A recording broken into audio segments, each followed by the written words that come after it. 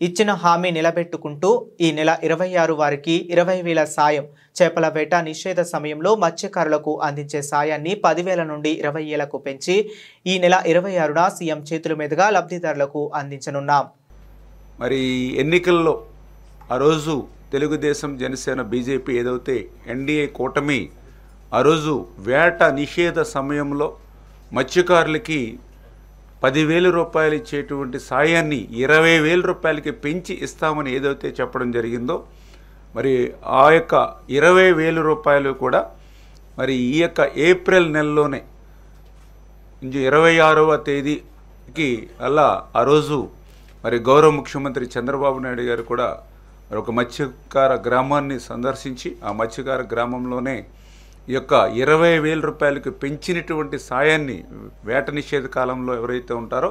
వాళ్ళకి అందించేటువంటి ప్రక్రియ కూడా ఆ 20,000 సాయం ఈ యొక్క ఏప్రిల్ 26వ తేదీన